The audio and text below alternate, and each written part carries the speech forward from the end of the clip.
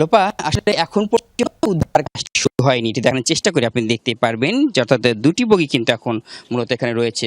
সামনের ইঞ্জিন যেটি রয়েছিল অর্থাৎ রাজশাহী থেকে ঢাকাগামী যে ট্রেনটি ছিল সেই সামনে যে কটা বগি ছিল সে কটি বগি নিয়ে সৈয়দাবাদ স্টেশনে অপেক্ষা করছেন ইঞ্জিনটি, এবং পিছনে যে অংশটি ছিল সেই অংশটি মূলত যে কটি বগি ছিল সে কটি বগি নিয়ে বা জামতলী স্টেশনে আরেকটি ট্রেন চলে গেছে, আর রিলিফ ট্রেনটি আসবে। অর্থাৎ এখন পর্যন্ত পথে রয়েছে, ঈশ্বরদী থেকে সেটি রওনা দিয়েছে। যতটুকু জানতে পারলাম প্রায় ঘন্টাখানেক লাগবে সেইটি এখানে পৌঁছানোর পর মূলত এই কাজটি উদ্ধার কাজ শুরু হবে। অর্থাৎ সেই একটু ভয়াবহতা দেখানোর চেষ্টা করি, যদিও কোনো ক্ষয়ক্ষতি হয়নি, মানুষ কোনো হতাহত হয়নি, অনেকটাই নিরাপদ ছিল সকল যাত্রীরাই।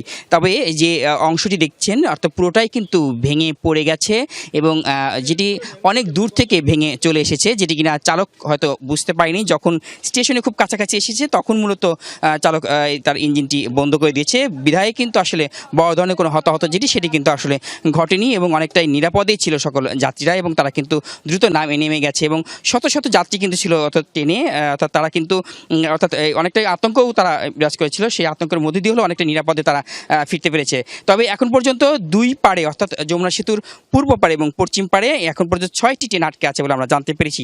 ইতিমধ্যে সৈয়দাবাদ স্টেশনে 2টি এবং যমুনা সেতুর পূর্ব পাড়ে সেখানে 3টি, এবং যমুনা সেতুর পশ্চিম পাড় অর্থাৎ এখন যে আমাদের জামতল স্টেশন আছে সেখানে একটি ট্রেন আটকে আছে। অর্থাৎ যতক্ষণ নাগাদ এই ট্রেনটি উদ্ধার হতে এই বগিটি উদ্ধার না হবে ঠিক ততক্ষণ পর্যন্ত কিন্তু আসলে এখানে ট্রেন চলাচল স্বাভাবিক হবে না বলে রেল কর্তৃপক্ষ আমাদের জানিয়েছে। তবে ঈশ্বরদী থেকে যে রিলিফ ট্রেনটি রওনা দিয়েছে সেটি হয়তো ঘণ্টাখানেকের মধ্যে এখানে এসে পৌঁছাবে, তারপরে হয়তো বা উদ্ধার কাজ হবে, তারপরে মূলত ট্রেন চলাচল স্বাভাবিক হওয়ার সম্ভাবনা রয়েছে বলে জানতে পেরেছি। লোপা।